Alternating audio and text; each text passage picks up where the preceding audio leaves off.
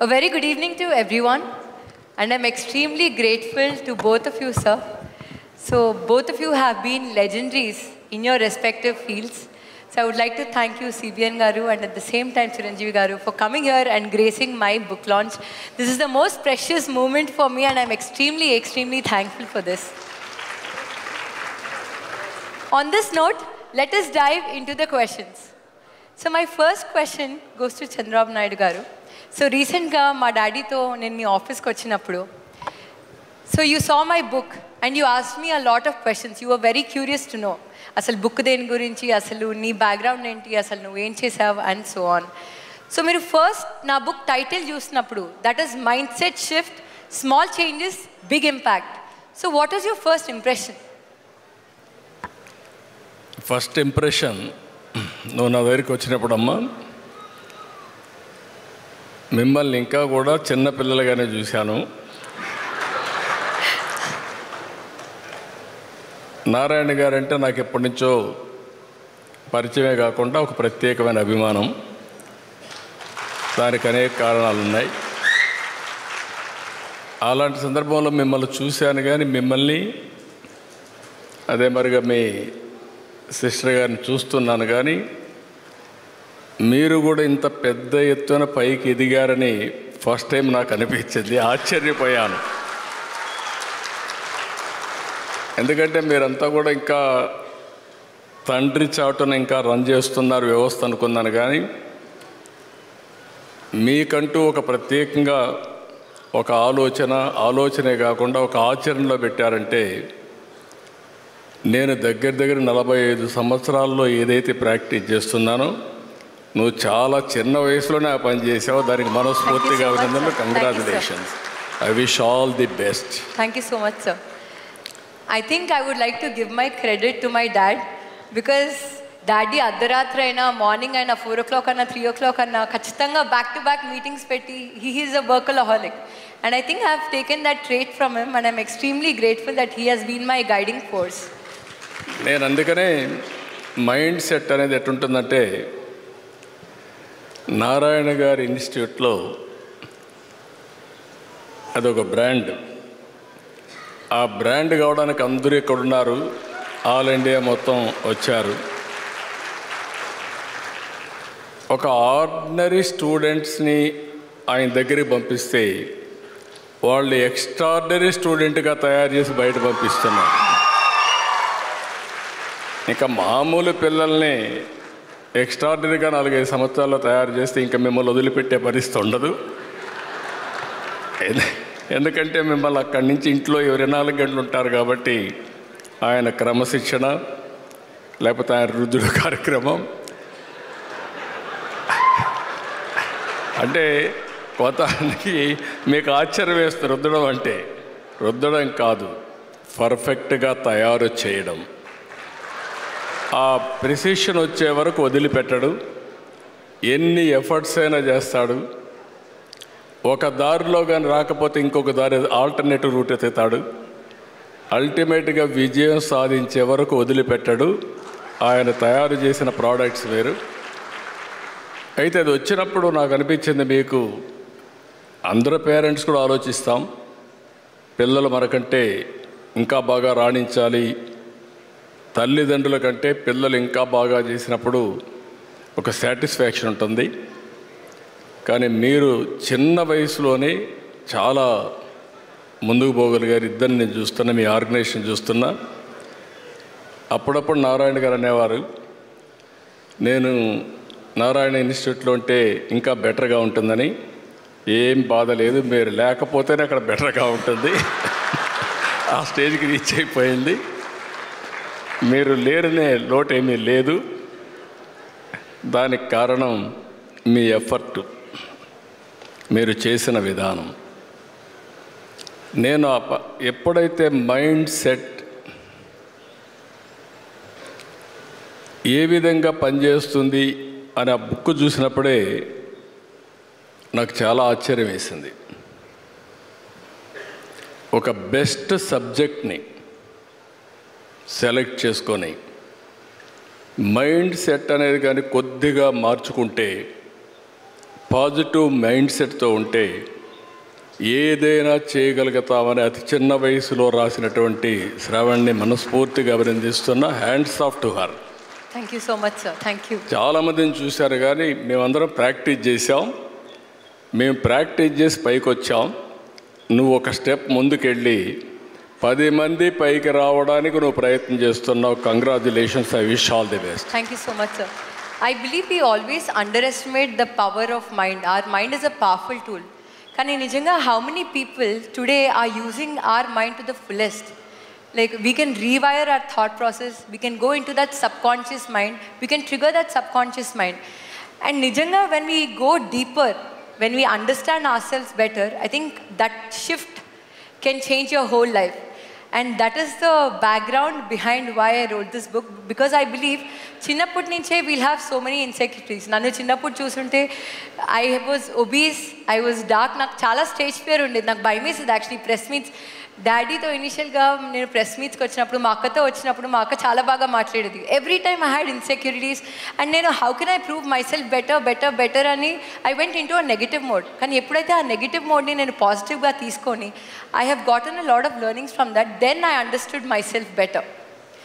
So that was a experience for me in a lifetime. So my next question is to Chiranjeevi garu. So initially, నేను మీ దగ్గరకు వచ్చినప్పుడు when I showed you this book is Mindset Shift, sir, I was very amazed to see you have a lot of knowledge. మీరు NLP గురించి, Richard Bandler గురించి చెప్పారు. You said you went to London to witness that session about Spobia. I mean, you know all these techniques. Maybe our wordings తెలియదేమో, but you know the techniques. And I was very amazed to understand that you spend a lot of time with yourself, understanding yourself. So how important has been that spending time with yourself? And dani valla asalu elanti upayogam undi? First of all, mana ప్రియతమ గౌరవ ముఖ్యమంత్రి గారు నారా చంద్రబాబు నాయుడు గారు ముఖ్య అతిథిగా ఏర్పాటు చేసినటువంటి ఈ పుస్తక ఆవిష్కరణ కార్యక్రమంలో నేను ఒక అతిథిగా రావటం, నాకు అవకాశం కల్పించినటువంటి శరణి, వారి కుటుంబ సభ్యులు, ముఖ్యంగా మంత్రివర్యులు నారాయణ గారు, తన మామయ్య గారు, నా సోదరుడు గంటా శ్రీనివాస్, అండ్ చాలామంది అతిథి మహారథులు, అండ్ ఫ్యూచర్ మన రాష్ట్ర భవిష్యత్తు, మన దేశ భవిష్యత్తు మీ కళలో కనిపిస్తుంది. అలాంటి యంగ్స్టర్స్, ఆల్ ద స్టూడెంట్స్, మీ అందరికీ సభాముఖంగా నా హృదయపూర్వక అభినందనలు, ధన్యవాదాలు, నమస్కారాలు తెలియజేసుకుంటాను. It's a great opportunity to be here one amongst you all. ఇలాగా శరుణి ఇంటికి వచ్చినప్పుడు ఒక బుక్ రాశాను. అది మీరు ముఖ్యమంత్రి గారు ఇనాగ్రేట్ చేస్తే బాగుంటుంది, వెరీ పర్పస్ఫుల్ బుక్ అని అమ్మాయి చెప్పినప్పుడు చాలా అమేజ్ అయ్యాను నేను. ఆ బుక్ని క్లుప్తంగా నేను 4-5 పేజీలు చూసినప్పుడు నాకు ఎప్పటి నుంచో ఇలాంటి పర్సనాలిటీ డెవలప్మెంట్ మీద, అలాగే సీక్రెట్ అనే ఒక బుక్ ఉండేది. అది ఎన్నో దశాబ్దాలు, 2-3 దశాబ్దాల ముందే ఆ బుక్ నేను చూడటం నాకు జరిగింది, తటస్థపడింది. అప్పుడు ఇంకా ఇండియాలో రాలేదు ఆ బుక్, దాని ట్రాన్స్లేషన్ కానీ దాని వీడియో నేను చూడటం జరిగింది. ఆ బుక్లో చెప్పిన ఎన్నో విషయాలు నాకు తెలుసో తెలియకనో నాకు నేనుగా అనుకున్న అవన్నీ ఆచరించడం మొదలుపెట్టాను నేను. అది నాకు ఎంతో హెల్ప్ అయింది. ఓ ఇలా ఉంటుందా అన్నది. సో తను అడిగిన ప్రశ్న కానీ ఇందాక గౌరవ ముఖ్యమంత్రి గారు చెప్తున్న దానికి మైండ్ సెట్ షిఫ్ట్ అనేది అత్యంత అవసరం. మనం ఒక గాడిన పడి అదే ధోరణిలో ఒక గానుగెద్దులాగా కష్టపడతాం. ప్రతి వాళ్ళు కష్టపడతారు. బట్ ఆ కష్టపడటంలో స్మార్ట్గా కష్టపడతారా, హార్డ్ వర్క్ తోటి వాళ్ళు కష్టపడుతున్నారా అనే దాని మీద మనం ఆలోచించుకుంటే కనుక చాలామంది ఇలాంటి అవేర్నెస్ లేక, ఇలాంటి శరణి లాంటి వాళ్ళు ఇచ్చేటువంటి పుస్తకాలు వాళ్ళకి గైడ్ చేయక, లేకపోతే గురువులు గైడ్ చేయక, లేకపోతే వాళ్ళుగా ఆ షిఫ్ట్ అనేది తెలియక అదే గానుగెద్దులాగా అదే కష్టంతో అలాగే జీవితాన్ని వెళ్ళదీసే వస్తారు. అట్లాగే ఏదో టైంలో రిటైర్డ్ అయిపోతారు, జీవితం చాలిస్తారు, ఇది చాలు ఈ జన్మకి ఇంతే అనుకుంటారు. అది కరెక్ట్ కాదు. మైండ్ షిఫ్ట్ చేయటం మూలంగా కష్టపడే మనస్తత్వం ఉంటే నీ ఇష్టమైనటువంటి ప్రొఫెషన్లో కనుక నువ్వు ఉండగలిగితే ఆ రాణింపు, ఆ వెళ్ళే హైట్స్ అది వేరే. అంటే ఉదాహరణకి నేను చెప్పుకుంటే నా గురించి సాదాసీదా కుటుంబంలో పుట్టి ఒక మామూలుగా ఒక డిగ్రీలో యావరేజ్ మార్కులతో చేసిన తర్వాత ఏం చేయాలి, ఎలా చేయాలి అని అనుకుంటే నా తల్లిదండ్రులు నన్ను గైడ్ చేసేంత నాలెడ్జ్ కూడా వాళ్ళకి లేదు. అలాంటి టైంలో నాకు అనిపించింది, నాకు చిన్నప్పటి నుంచి ఇంట్రెస్ట్ యాక్టింగ్. 10th క్లాస్ చదువుతున్నప్పుడు ఒక డ్రామా వేశాను, బెస్ట్ యాక్టర్ వచ్చింది. కాలేజ్ డేస్లో ఇంకో డ్రామా వేశాను, అది బెస్ట్ యాక్టర్ వచ్చింది. అది documented, it's that full proof. So నాకు అనిపించింది, ఓహో మనలో గొప్ప నటుడు ఉన్నారనమాట, మనం కనుక ట్రై చేస్తే సినిమా ఇండస్ట్రీలో ఒక లెవెల్లో ఉండొచ్చు అనమాట. ఎందుకు వెళ్ళకూడదు మనం సినిమా ఇండస్ట్రీకి అని అనగానే ఎవరితో మాట్లాడినా సరే, సినిమా ఇండస్ట్రీ తక్కువ అనుకుంటున్నావా, నీకు తెలిసిన వాళ్ళు ఉన్నారా, నువ్వు వెళ్ళగానే పెద్ద గొప్ప అందగాడేవా, నేను వెల్కమ్ చేసేస్తారా అంటూ అందరూ నెగిటివ్గానే అనేవాడు. అదే సహజం, ఎందుకంటే ఇండస్ట్రీకి వెళ్ళి పాడైపోయిన వాళ్ళు అధిక సంఖ్యలో కనబడుతున్నప్పుడు నేను ఎక్కడో లింగులు ఇటుకుమంటూ నర్సాపురం మొగల్తూరు ఆ ప్రాంతం నుంచి నేను వెళితే కనుక ఎంకరేజ్ చేసే భలే ఉన్నారా వెళ్ళరా అనేవాళ్ళు ఎందుకు ఉంటారు. కానీ లోపల నా తపన అంతా ఇది కదా, ఖచ్చితంగా వెళితే వెళ్ళాలి అనిపించింది. అదే విషయం అమ్మా నాన్నలు చెప్పాను. నేను మైండ్ షిఫ్ట్ గురించి మాట్లాడుతున్నాను. అమ్మా నాన్నలు చెప్తే, నువ్వు వెళితే నీకు ఇంట్రెస్ట్ ఉంటే వెళ్ళు, కానీ ఏదైనా జరగచ్చు, రేపు నువ్వు రాణించవచ్చు, రాణించకపోవచ్చు. అలాంటి పరిస్థితుల్లో టైం వేస్ట్ కాకుండా ఇంకో కోర్స్ కూడా చేస్తే, నువ్వు చెన్నై వెళ్తానంటున్నావు, నీ ఫిలిం ఇన్స్టిట్యూట్ ట్రైనింగ్తో పాటు ఇంకో కోర్స్ కూడా చేస్తే బాగుంటుంది కదా. సపోజ్ ఇది రాణించలేదు, ఇంకో దాంట్లోకి వెళ్తావు, టైం వేస్ట్ కాదు అంటే వాళ్ళ మాట కాదలేక, ఏమో బొమ్మ పైకి సిరితే కాయిన్ బొమ్మ పడవచ్చు, బొలుసు పడవచ్చు, జీవితంలో ఏది మనం ఊహించి చెప్పలేం అనే ఉద్దేశంతో నేను ఏం చేశానంటే ICWI institute of cost accountants and works of India, ఇది ఎగ్మూర్లో ఉంటుండేది చెన్నైలో. అక్కడ నైట్ కాలేజీ చేస్తూ పగలంతరేమో ఫిలిం ఇన్స్టిట్యూట్లో ట్రైనింగ్ తీసుకుంటూ అలాగా 2 జోడు గుర్రాల స్వారీ లేదా 2 పడవల మీద ప్రయాణం చేయడం ప్రయత్నం చేశాను. కానీ ఎక్కడో నాకు ఇష్టం లేనిది, అంతంత మాత్రంగా తప్పదని చేయబడ్డటువంటి ICWI కోర్స్ మీద నాకు నిరాశకత కలిగింది. దాన్ని నెమ్మదిగా దానికి తెలియదుకాలు ఇచ్చేసి వదిలేశాను. ఆ తర్వాత ఫిలిం ఇన్స్టిట్యూట్లోనే నేను ఏమైనా చేయాలి, చావో రేవో బతుకో చావు ఇక్కడే ఉండాలి, మనం ఇందులో చేయాలి. ఎప్పుడైతే నేను ఒక డెసిషన్ తీసుకున్నానో, నన్ను నేను ప్రూవ్ చేసుకోవడానికి నేను కష్టపడి పనిచేయాలి, నేను ఇందులో సాధించాలి, ఏమైనా అయ్యి తీరాలి అంటూ చాలా స్ట్రాంగ్గా నేను అనుకున్నాను. లేకపోతే నాకు జీవితం లేదు అనుకున్నాను. అలాంటి పరిస్థితుల్లో సినిమా ఇండస్ట్రీలో ఫిల్మ్ ఇన్స్టిట్యూట్లో నేను ట్రైనింగ్ తీసుకోవడం ఏంటి, సినిమా అవకాశాలు రావడం ఏంటి, అవి సద్వినియోగపరచుకోవడం ఏంటి, దాన్ని ద బెస్ట్ నేను చూపించుకోవడం ఏంటి, అక్కడ ఉన్నటువంటి డైరెక్టర్స్ వీళ్ళందరి చేత వావ్ అనిపించుకోవడం ఏంటి, అందరి దృష్టి నా మీద ఉండేలాగా నేను ఎక్కువగా యాక్టివ్గా ఉన్నటువంటి ఇవన్నీ నాకు దోహదపడి సినిమా అలాగా అంచెలంచెలుగా నేను ఈ రోజున మీరు చూస్తున్న ఈ స్థాయికి నేను వచ్చాను. ఇక్కడ ఏంటంటే ఏమైనా సరే 2 చేద్దాం, ఏమో జీవితం ఏమవుతుందో అనే అభద్రతా భావంతో ఉండే కంటే కాదు, ఖచ్చితంగా అనుకుంటే సాధించవచ్చు, నాలో టాలెంట్ మీద నాకు నమ్మకం ఉంది, నేను సాధించగలను, కాబట్టి అది వద్దు అనుకుంటూ మైండ్ షిఫ్ట్ చేసుకుని దీని మీద ఫోకస్ పెట్టాను సరే, అక్కడ నేను సఫలీకృతునయ్యాను. అదే శరాణి చెప్పేది. ఎక్కడ డౌట్ ఉండకూడదు. ఆ ప్రొఫెషన్ నీకు ఇష్టమైన ప్రొఫెషన్ అయ్యి ఉండాలి, దాని మీద నువ్వు ఇంట్రెస్ట్ పెంచుకోవాలి, అది సాధించడానికి కష్టపడి పనిచేయాలి, ఒళ్ళుంచి పనిచేయాలి, అది కూడా స్మార్ట్గా పనిచేయాలి. వీటన్నిటితో పాటు మన వ్యక్తిత్వం, మన బిహేవియరు, మన మంచితనం, ఇవన్నీ కూడా యాడెడ్ ఫ్లేవర్, అది చక్కటి అందాన్ని ఇస్తాయి నువ్వు వెళ్తున్న ఈ బాటలో. అది చాలా ఇంపార్టెంట్. చాలామంది అత్యున్నత స్థానానికి వెళ్ళిపోతుంటారు, కానీ క్యారెక్టర్ లేకపోతే వాళ్ళు ఎంత ఎత్తుకెళ్ళినా సరే సర్లే పెద్ద చేసేలే అని అంటారు. అది ఎంత లేదన్నా సరే ఆ క్యారెక్టర్ కూడా నీకు లేని అందాన్ని తీసుకొస్తుంది, నీ కష్టానికి మరింత అందం ద్విగుణీకృతం అవుతుంది, నీ ఫలితం కూడా అంత బాగా ఉంటుంది. కాబట్టి మైండ్ సెట్కి షిఫ్ట్ అనేది చాలా చాలా అవసరం. ఆ రకంగా శరాణి చేసినటువంటి ప్రయత్నం సఫలీకృతం అవుతుంది, చాలామంది రీచ్ అవుతుంది, చాలామంది లబ్ధిదారులు పొందుతారు.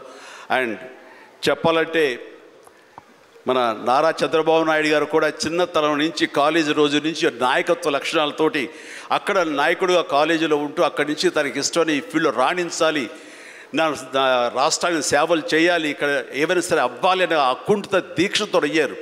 ఆ రోజున రామారావు గారు ఉంటారని, ఆయన పాలిటిక్స్కి వస్తారని కాదు, ఆయనకు మీద నమ్మకం. ఆయన అట్లా ఏ మారుమూలు ఉన్నా నేను ఎట్లయితే యాక్టింగ్ మీద నా నమ్మకంతో నేను ఎలా ఉన్నానో అలాగే నాయకత్వ లక్షణాలతో పాలిటిక్స్లో రావాలి, రాణించాలి, ఇతోధికంగా ఎంతో సేవలు చేయాలని అనుకున్నారు. కాబట్టి నాయకుడిగా, స్టూడెంట్ నాయకుడిగా, విద్యార్థి నాయకుడిగా ఉన్న ఆయన పాలిటిక్స్లో రావడం ఏంటి అనుకోని పరిస్థితుల్లో అవకాశాలు వస్తే వాటిని చేజిక్కించుకుని వాటిని ఆసరాగా తీసుకుంటూ అంచెలంచెలుగా ఎదుగుతూ ఈ రోజున మనం చూసేటువంటి అద్భుతమైనటువంటి ఒక మహానాయకుడిగా ఎదిగారు.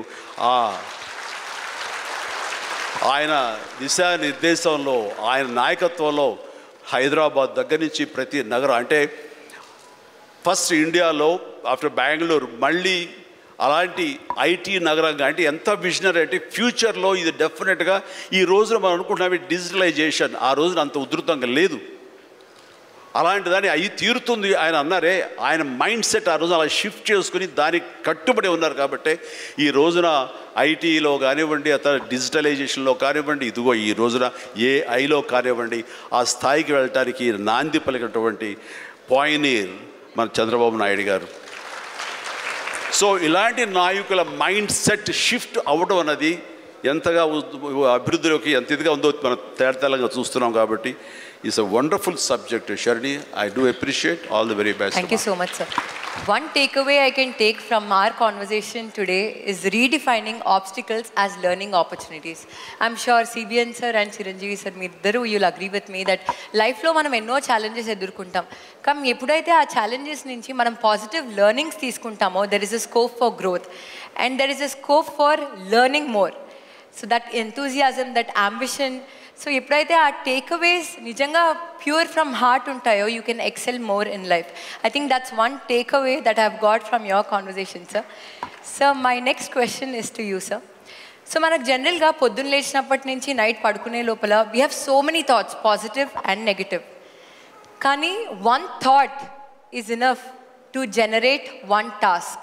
సో వన్ థాట్ నుంచి ఒక యాక్టివిటీ అన్నా టాస్క్ అన్నా ఉంటుంది. ఆ one activity are task if you follow it for 21 days it becomes a habit and that is called habit formation. So I want to know from you, do you have any thoughts that have transformed into habits, and if you do, how is it useful in your life? ఇక్కడ మనం అందరం కూడా తెలిసి కానీ తెలియకుండా కానీ కొన్ని leadership qualities buildup చేసుకుంటాం. ఇప్పుడే చిరంజీవి గారు చెప్పారు, ఆయన లైఫ్లో ఒక యాంబిషన్, అది ఒక సంకల్పం. ఆ సంకల్పమే నేను నటుడు కావాలి అనే సంకల్పం ఆయన మైండ్లో పడింది. అక్కడి నుంచి ఆయన జీవితంలో ఒక పాజిటివ్ మైండ్ సెట్ డెవలప్ చేసుకున్నాడు. ఎన్ని సవాళ్ళు వచ్చినా ఆయన గోల్ ఈ సెట్, ఆ గోల్ రీచ్ అయ్యే వరకు నిరంతరం పనిచేశాడు. ఒక మాటలో చెప్పాలంటే ఎన్టీ రామారావు గారు ఉన్నంత వరకు ఈయన ఒక స్థాయిలోకి వచ్చారు. ఎప్పుడైతే సినిమాలో నుంచి ఆయన రాజకీయాల్లోకి వచ్చారో ఈయన అక్కడి నుంచి ఆకాశం ఎత్తి ఎదిగే పరిస్థితికి వచ్చారు. అంటే దానికి కారణం ఏంటంటే ఒక మహానటుడు ఉన్నాడు, అప్పుడే నటుడుగా ఉన్నాడు. ఎన్టీ రామారావు గారు లేనప్పుడు చిరంజీవి గారి ఎవరి హీరోగా మహానటుడుగా తయారయ్యారంటే అది ఒక అవకాశం. ఇప్పుడు నేను కూడా ఉన్నాను. నేను రాజకీయ నాయకుడు కావాలనుకున్నాను. నేను యూనివర్సిటీ చదువుకుంటున్నాను. చదువుకున్నప్పుడు చాలా ఆలోచనలు వచ్చాయి, ఏం చేయాలి అనుకుని. చాలామంది నాకు సజెస్ట్ చేశారు, బాగా చదివితే ఐఏఎస్ అవుతామని. నేను అనుకున్నాను ఐఏఎస్ అయితే 10 మందిలో నేను ఒకడిని చెప్పి. మా వైస్ ఛాన్సలర్ పిలిచి లెక్చర్ పోస్ట్ ఇస్తాను, జాయిన్ అవుతారా అన్నాడు. I said no. ఏంటి కారణం అన్నా, నేను ఎమ్మెల్యేగా పోటీ చేస్తున్నాను, ఎమ్మెల్యేగా అవుతాను, తర్వాత వచ్చి మిమ్మల్ని కలుస్తానన్న. అంత నమ్మకం ఉందా అన్నాడు. తప్పకుండా గెలుస్తానని చెప్పి వెళ్ళాను. అంటే ఒక నమ్మకం, ఒక సంకల్పం. నేను ఎమ్మెల్యే అయ్యాను ఫస్ట్ టైం. నేను మంత్రి కావాలనుకున్నాను. మంత్రి కావాలనుకుంటే చెన్నారెడ్డి గారు మాకు ముఖ్యమంత్రి. అప్పుడు చెన్నారెడ్డి తిరిగిపోయి నాకు మంత్రి పదవి ఇవ్వమని మా వాళ్ళందరూ అడిగారు. నన్ను చూసి పైకి కిందికి చూశాడు.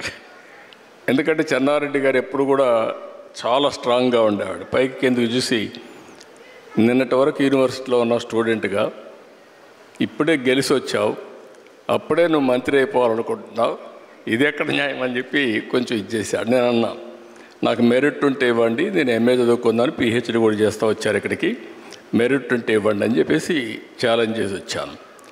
2 ఇయర్స్లో మంత్రి అయ్యాను. ఎందుకు నేను ఇవన్నీ చెప్తుందంటే, ఒక స్టెప్ మనం వేస్తే ఇంకొక స్టెప్ కలిసి వస్తుంది. ఒక పాజిటివ్ థింకింగ్, ఛాలెంజెస్ తీసుకుంటా ముందుకు పోతే ఇంకోటి కలిసి వస్తుంది. నేను మంత్రి అయ్యాను, సినిమా ఇండస్ట్రీ మంత్రి అయ్యాను. అప్పట్లో అంజయ్ గారికి పెద్ద క్యాబినెట్, మా జంబో క్యాబినెట్, 60 మంది 62 మంది క్యాబినెట్లో ఉన్నాం. అప్పుడు అన్ని పోర్ట్ఫోలియో రాసి నాకు ఒక పోర్ట్ఫోలియో రాశాడు. ఆ portfolio archives, archaeology, cinematography, film industry, libraries. దేనికి కూడా జిల్లాలో ఆఫీసర్లు ఉండరు. నేను ఈ పోర్ట్ఫోలియో లాభం లేదనుకుంటే నేను రాణించేవాడిని కాదు. నేను దాన్ని సవాలుగా తీసుకొని పనిచేస్తూ వచ్చాను. అప్పుడు మా సినిమా వాళ్ళందరూ కూడా వచ్చేవాళ్ళు. అప్పుడు ఎన్టీ రామారావు గారిని కలవాలని మా జయకృష్ణ గారికి చెప్తే ఎన్టీ రామారావు గారిని కలిశారు. ఎన్టీ రామారావు గారిని కలిసిన తర్వాత నా మ్యారేజ్ ప్రపోజల్స్ ఆయనే పంపించాడు.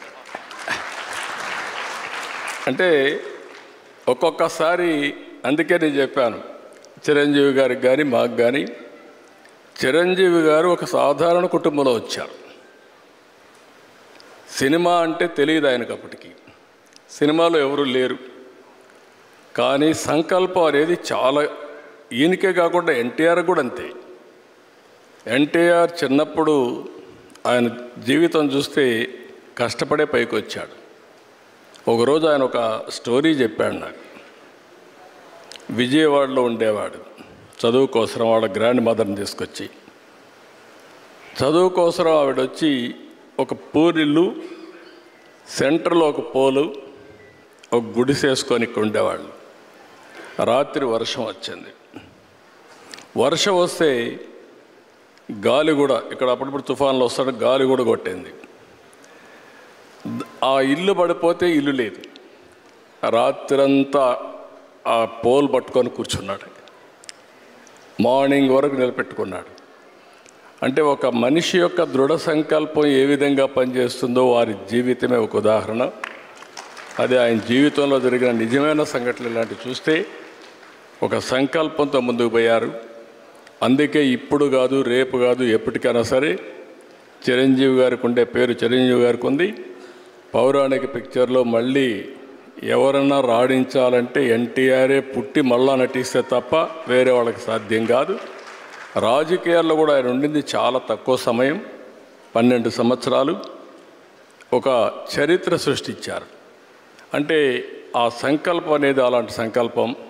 అందుకని మీరు చెప్పినప్పుడు అందరికి కూడా ఒకటే నేను విజ్ఞప్తి చేస్తున్నా, పాజిటివ్ థింకింగ్ ఈజ్ ఇంపార్టెంట్. ప్రతి ఒక్క వ్యక్తికి ఛాలెంజెస్ రాకుండా ఉండవు, లైఫ్లో క్రైసిస్ రాకుండా ఉండవు. నాకైతే నా జీవితంలో దేశంలో ఏ రాజకీయ నాయకుడు ఫేస్ చేయలేని క్రైసిస్ ఫేస్ చేశా. ప్రతి ఒక్క సంక్షోభాన్ని ఒక అవకాశంగా తీసుకున్నా, అక్కడి నుంచి ఇంకా పైకి లేసి వచ్చాను తప్ప ఎక్కడ ధైర్యపడలేదు. అలాంటి చేయగలిగితే ఆకాశమే హద్దుగా ఎదిగే పరిస్థితి వస్తుంది. ఒక మహాత్మా గాంధీ, ఒక సాధారణ కుటుంబం, ఒక అంబేద్కర్ గారు, ఒక మామూలు కుటుంబం. ఇప్పుడు మనమైనా బెటర్.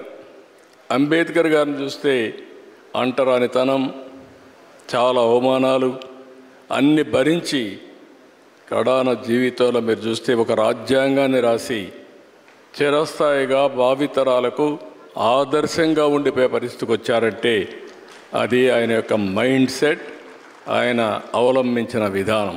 ఇలాంటి చెప్పుకుంటూ పోతే అబ్దుల్ కలాంను మొన్నే చూసాం. ఒక ఆర్డినరీ పర్సన్, ఒక ఎక్స్ట్రాడినరీ మైండ్ సెట్తో ముందుకు పోయాడు. దేశం మెచ్చే అధ్యక్షుడయ్యే పరిస్థితికి వచ్చాడు. I'm very happy. ఛాలెంజెస్ వస్తూ ఉంటాయి. ఇక్కడ కూడా నారాయణ ఇన్స్టిట్యూట్ చూస్తున్నాను, ఎవ్రీ ఛాలెంజ్ని ఒక ఆపర్చునిటీగా కన్వర్ట్ చేసుకుంటున్నారు. And you are growing further and further. I'm very happy for that. Thank you so much, sir. Your life has always been an inspiration and there's so much to take away. So one last question, sir. Meeru ee roju secretariat lo you have conducted a orientation session for all your officers on AI and machine learning. So మీ దగ్గర చాలా మంది officers పనిచేస్తూ ఉంటారు. So how do you make sure you shift their mindset and what are the measures that you take? Only advantage ఏంటంటే ఇప్పుడు మీ నారాయణ ఇన్స్టిట్యూట్లో మీ faculty members అందరినీ మీరు సెలెక్ట్ చేసుకోగలుగుతారు, కావాలంటే రీప్లేస్ చేయగలుగుతారు. నేను గవర్నమెంట్లో వాళ్ళందరినీ మార్చలేను కానీ ప్లేస్ మార్చగలుగుతాను అట్ బెస్ట్. అంటే ఈ కుర్చీ నుంచి ఇంకొక కుర్చీ, ఇంకొక కుర్చీ నుంచి ఇంకొక కుర్చీ. బట్ సేమ్ ఆఫీసర్స్ 95లో నేను సీఎం అయ్యాను. 95లో సీఎం అయితే నేను కూడా ఆర్డినరీ కుటుంబంలో వచ్చాను. 6 కిలోమీటర్ల హై స్కూల్కి మీరు అదృష్టవంతులు, మీరు కానీ మీ చెల్లెలు మీ అక్క కానీ అదృష్టవంతులు. ఇంట్లో నారాయణ గారు బాగా మీకు అన్నీ చేయగలిగారు. మా జనరేషన్కి మీ జనరేషన్ నారాయణ గారిని చూస్తే ట్యూషన్ చెప్పుకుంటూ అక్కడి నుంచి నారాయణ ఇన్స్టిట్యూట్ పెట్టాలనే ఆలోచన వచ్చి నారాయణ కోచింగ్ సెంటర్ పెట్టి అక్కడి నుంచి దీన్ని ఒక కార్పొరేట్ స్థాయిలో తీసుకురావాలని ఒక ఆలోచన వచ్చి, అప్పట్లో ఎవరికి ఇలాంటి ఆలోచనలు రాలేదు. విద్య కూడా, ఎడ్యుకేషన్ కూడా ఒక సొసైటీ ద్వారా ఇన్ని రాష్ట్రాల్లో ఇవ్వగలుగుతామని నిరూపించిన వ్యక్తి నారాయణ. అదే ఆయన సంకల్పం. మీరు అన్నట్టు ఆ రోజుట్లో నాకు కూడా ఈ సమస్యలన్నీ ఉన్నాయి మా ఆఫీసర్స్లో. ఆఫీసర్స్కి అయితే అప్పుడు ఐటీ అంటే తెలియని వాళ్ళు మొత్తం. అలాంటి సమయంలో నేను హైటెక్ సిటీ కట్టాలనుకున్నాం. ఆ హైటెక్ సిటీకి బ్రెయిన్ స్టార్మింగ్ అంతా చేసిన తర్వాత ఇదే మరి అందరం కూర్చొని ఆలోచించాం. ఏ విధంగా పెట్టాలంటే డబ్బులు కూడా లేవు, మనం పెట్టలేమంటే పీపీపీ మోడల్లో ఫస్ట్ టైం పబ్లిక్ ప్రైవేట్ పార్ట్నర్షిప్లో ఎల్ఎన్టీ ద్వారా కట్టించాం. ఒక్క పైసా డబ్బులు ఖర్చు పెట్టలేదు, ఆ భూమి మాత్రం ఇచ్చాం. అది అయిన తర్వాత హైదరాబాద్లో ప్రతి ఒక్క కంపెనీ తీసుకొచ్చారు, మేము ఇచ్చింది భూమి మాత్రం ఇచ్చాం. ఈరోజు హైదరాబాద్ దేశంలో హైయెస్ట్ పర్ క్యాపిటల్ ఇన్కమ్ ఉందంటే ఆలోచనలో నాది, అమలు చేసింది అధికార యంత్రాంగం. ఆ రోజు కూడా మా సెక్రటరీలు వచ్చేవారు, నిద్రలేస్తానే వచ్చేవారు, వేరే వేరే ఆలోచనలు తెచ్చేవారు, నేను దానికి ఒక షేప్ ఇచ్చేవాడిని, చేయించాం. ఆ రోజు హైటెక్ సిటీ ఐటీ మాట్లాడాను, మైండ్ షిఫ్ట్ అన్నారు మీరు. దానివల్ల ఐటీ ఒక స్లోగన్ ఇచ్చాను, ప్రతి ఒక్క ఇంటికి ఒక ఐటీ ప్రొఫెషనల్ ఉండాలి అని ఆ రోజు స్లోగన్ ఇచ్చాను. దాంతో చాలామంది పల్లెటూరు నుంచి వచ్చి బాగా చదివించి ఐటీ చదివించారు. అందులో నారాయణ గారిని ఇంకా అన్ని విద్యా సంస్థలను ఆ రోజు నేను ఎంకరేజ్ చేశారంటే నాకు ఒక స్వార్థం ఉండేది. ఐఐటీలో అప్పుడు చాలా అడ్మిషన్స్ వచ్చేటివి కాదు, మనకు 1% కూడా వచ్చేది కాదు. నేను వీళ్ళందరినీ పిలిపించి ఒకటే అడిగాను, మీకు ఏం కావాలని ఇస్తాను, ఆంధ్రప్రదేశ్ ఐఐటీలో నెంబర్ 1గా ఉండాలి, మీరు ఏం చేస్తారో చేయమని చెప్పి కోరాను. అట్ వన్ స్టేజ్ తెలుగు రాష్ట్రాల నుంచి 20% ఐఐటీకి వచ్చేసారు. ఇంకొక స్టేజ్కి పోతే బిట్స్ పిలానీలో 70% 65% తెలుగు వాళ్ళే ఉన్నారు. వాళ్ళకి అర్థం కాలేదు, వీళ్ళేంటి మరుగు వచ్చేసారు, ఎట్లా వస్తున్నారు వీళ్ళని. అది చూసి ఎగ్జామ్స్ ఇవన్నీ మార్కులంతా వీళ్ళు మ్యానిపులేట్ చేస్తున్నారనే ఉద్దేశంతో వాళ్ళు ఓన్ సిస్టమ్ పెడితే అప్పుడు కూడా 60% 70% వచ్చారు. అంటే అలాంటి టెక్నిక్స్ అనే నారాయణ ఇలాంటి వాళ్ళందరూ నేర్పించి మన పిల్లలకి బ్రహ్మాండంగా తీర్చిదిద్దారు. ఇక్కడ ఏమంటున్నానంటే అక్కడ నుంచి నేను ఈరోజు వచ్చినప్పుడు we are all in a inspiring period. I'm using this word. Technology బాగా మెచ్యూర్ అయింది. మెచ్యూర్ అయిందంటే హిస్టారికల్ డేటా నాలెడ్జ్ అంతా ఉంది మన దగ్గర. ఇప్పుడు ఏఐ వచ్చింది. అదే మాదిరిగా satellite, drone, CCTV camera, IoT, sensors, ఇలాంటి వేరబుల్స్ ఇవన్నీ వచ్చేసాయి. రియల్ టైం డేటా వస్తుంది, నాలెడ్జ్ ఉంది, ఏఐ టూల్స్ వచ్చాయి. ఇప్పుడు క్వాంటమ్ కంప్యూటింగ్కి వెళ్తున్నా. ఆ రోజు హైటెక్ సిటీ కట్టా, ఇప్పుడు క్వాంటమ్ వ్యాలీ అమరావతిలో తొందరలోనే స్టార్ట్ చేస్తున్నాం. చాలామందికి అప్పుడు హైటెక్ సిటీ అంటే ఐటీ అంటే అర్థమయ్యేది కాదు. ఇప్పుడు క్వాంటమ్ కంప్యూటర్ అంటే ఏంటని అడుగుతున్నారు. ఇప్పుడు కంప్యూటింగ్లో 1000 టైమ్స్ ఫాస్టర్గా చేయగలిగేది క్వాంటమ్ కంప్యూటింగ్. అలాంటి క్వాంటమ్ కంప్యూటర్స్ పెట్టి భవిష్యత్తులో ఏఐ కూడా ఒక పిలిపిచ్చాను. ప్రతి ఒక్క ఇంట్లో ఒక ఏఐ ప్రొఫెషనల్ ఉండాలి. యూస్ కేస్ అన్నా తయారు చేయాలి, లేకపోతే ఏఐ అన్నా వాడుకోవాలి అని ఒక పిలిపిచ్చాను. నా ఆలోచన ఒకటి, 2047కి భారతదేశంలో అగ్రజాతిగా ఎక్కువ ఆదాయం వచ్చేవాళ్ళు ఎవరంటే దానికి తెలుగువారు చిరునామాగా ఉండాలనేది నా ఆలోచన. రెండోది, ప్రపంచంలోనే నాలెడ్జ్ ఎకానమీలో ఇన్ఫ్లుయెన్షియల్ పర్సన్స్గా తెలుగు వాళ్ళు ఉండాలని నా ఆలోచన. ఇది ఉండాలని ఆలోచన పెట్టుకుంటే లాభం లేదు. మీరు కూడా ఏ విధంగా అయితే నిర్దిష్టమైన ఒక టార్గెట్స్ పెట్టుకున్నారో నేను కూడా ఒక టార్గెట్ పెట్టుకున్నా. అందుకని ఈరోజు ఏఐ అనేది రియాలిటీ. మా ఆఫీసర్స్ అందరికీ కూడా ఏఐ నేర్పించాలనే ఉద్దేశంతోనే క్లాసులు పెట్టాం. నేర్చుకుంటారా అంటే చాలామంది ఫాలో అవుతారు, కొంతమంది అని నేర్చుకుంటారు. వన్స్ ఆ ఎకో సిస్టమ్ క్రియేట్ చేస్తే ఈరోజు ఇక్కడ మీరు నారాయణ ఇన్స్టిట్యూట్లో ఎట్టయితే ప్రతి ఒక్కసారి ఆల్ టీచర్స్ అంతా రేటింగ్ కానీ మానిటరింగ్ కానీ పర్ఫెక్ట్గా సిస్టమ్స్ ఉంటాయి మీకు. మేము కూడా గవర్నమెంట్లో అది తయారు చేయగలిగితే ఆటోమేటిక్గా కాంపిటీషన్ స్టార్ట్ అవుతుంది. నిన్న మొన్న మీరు చూసుంటారు, మీరు ఏ సిస్టమ్స్ అయితే ఫాలో అవుతున్నారో మేము కూడా వాట్సాప్ గవర్నెన్స్ ద్వారా మీరు ఏ ఆఫీసుకు పోయే పని లేకుండా ఏ పని కావాలన్నా, ఏ రిజల్ట్ కావాలన్నా, ఏ సర్టిఫికేట్ కావాలన్నా రియల్ టైంలో ఇచ్చే పరిస్థితికి వచ్చాం. 270 సర్వీసెస్ ప్రొవైడ్ చేస్తున్నాం. అనదర్ 4 monthsలో 1000 సర్వీసులు ఇస్తాం. ఏ వ్యక్తి ఏ ఆఫీసుకు పోయే పని లేదు, మీరు టైప్ కూడా చేసే పని లేదు. హాయ్ అని మీరు ఏదైతే మేము ఇచ్చిన నెంబర్ కొట్టి మీకేం కావాలనో చెప్తే ఆ పని చేసి మళ్ళా మీకు సమాధానం చేసే పరిస్థితి తీసుకొస్తాం. మేము మీ ప్రైవేట్ సెక్టర్లో ఎట్లయితే మీరు కంపీట్ చేస్తున్నారో మీకంటే ఇంకా ఎఫెక్టివ్గా చేయాలని మైండ్ సెట్ షిఫ్ట్లో ఈరోజు గవర్నమెంట్ ఉంది. But it is possible, everything is in our hands. అది ఆ ప్రాక్టీస్, పాజిటివ్ మైండ్ సెట్తో మనం పోతే ఏదైనా చేయగలుగుతాం. That's amazing to know, sir. I can see a lot of passion in your journey. So ఎప్పుడైతే ఒక మనిషికి dedication, consistency and never give up attitude ఉంటుందో ఖచ్చితంగా వాళ్ళ మైండ్ సెట్ స్ట్రాంగ్ ఉంటుంది and they will become successful in life. Chiranjeevi sir, my last question is to you sir. So I want to ask you if you want to share one powerful message that will help in rewiring everyone's mindset. Yes, జీవితం అన్నది cake walk కాదు, పూల పాన్పు కాదు. ప్రతి క్షణం ప్రతి చోట ఇందాక మీరు అన్నట్లుగా అబ్స్టికల్స్ వస్తుంటాయి, ఆటంకాలు వస్తుంటాయి, ప్రతిబంధకాలు వస్తుంటాయి అండ్ ప్రతికూల పరిస్థితులు ఏర్పడుతుంటాయి.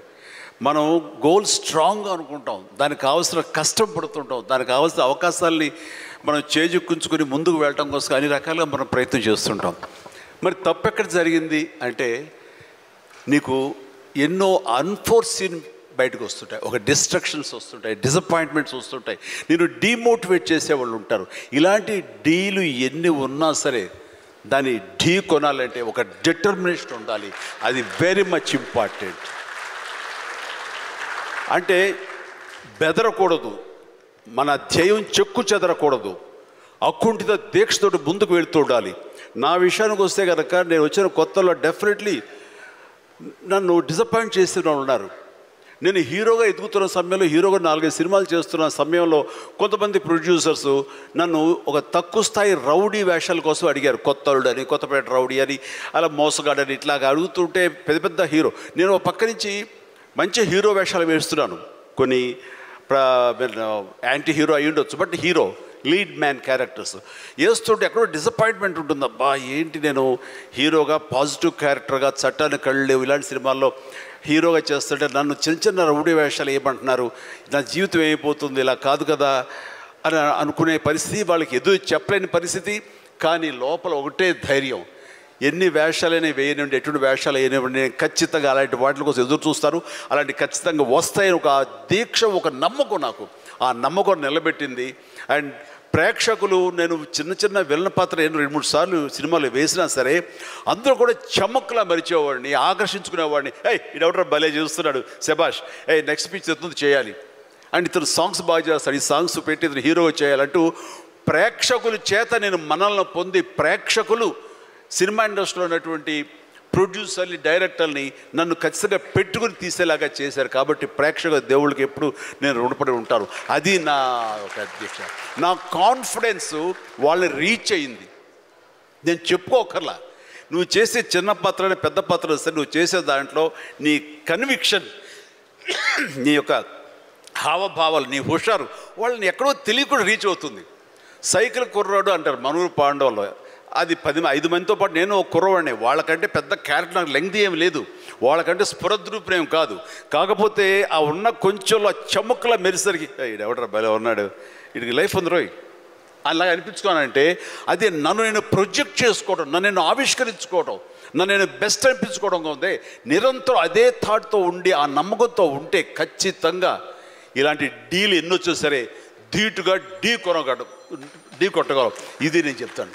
అంటే ఇంకా ప్రధానమైన ఉదాహరణ చెప్పాల్సి వస్తే, మహానాయకుడిని ఇక్కడ ఉన్నారు, అలిపిరి సంఘటనతో అక్కడి నుంచి పడి లెగిచి ఎంత డీమోటివ్ అయిపోవాలి, చావు తప్పి కన్నులు అట్టపోయినట్లుగా ఆ రోజున పరిస్థితి ఉన్నప్పుడు ఆ విజువల్స్ చూసి ఎక్కడ చెక్కు చెదరలేదు. ఆయన మానసిక స్థైర్యంతో ఉన్నారు. హాస్పిటల్కి వెళ్ళి ట్రీట్మెంట్ తీసుకుని వెంటనే మామూలుగా బయటకు వచ్చారు. కానీ ఎక్కడ సరే బెసికారా, కొంచెం వెనక్కి తగ్గారా, ఆలోచన విధానంలో ఏంటిది అన్నారని ఏమీ లేదు. బ్రహ్మాండమైనటువంటి ఒక కన్విక్షన్ తోటి దీన్ని ఆయన ఎదుర్కొని నిలబడేటువంటి హీరో దాత్తత నేను ఆ రోజున చూశాను నాయుడు గారిలో.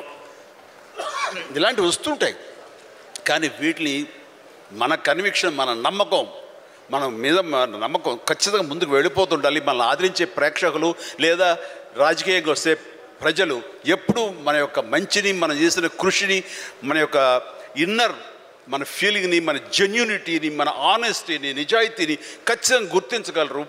మధ్యలో ఒక్కోసారి ప్రతికూల పరిస్థితులు వస్తాయి, బట్ వాటిని అధిగమించేలాగా వస్తుంది, మనకి రోజులు మంచి రోజులు వస్తాయని కన్విక్షన్ తెలితే కనుక అలాంటి అబ్స్టకల్స్ని ఓవర్కమ్ చేయగలం. దానికి గాను నువ్వు నీ మానసిక ధైర్యాన్ని కోల్పోకూడదు. ఇక్కడ నిలబెత్తున్న నిదర్శనం చంద్రబాబు నాయుడు గారు. అది నేను చెప్పుకొచ్చేది. I can see that you have turned your challenges and hurdles in life as success stories and into success stories. And CBN gar journey or Chiranjeevi gar journey, I'm sure it's not easy. Kani prati okka mettu paikeltu unte, when we come out from those struggles and when we take those learnings, we create a legacy for ourselves, sir. So I'm truly honored to share this opportunity for both of you, and I'm sure everyone in the room will resonate with me. So thank you so much for giving me this lovely opportunity.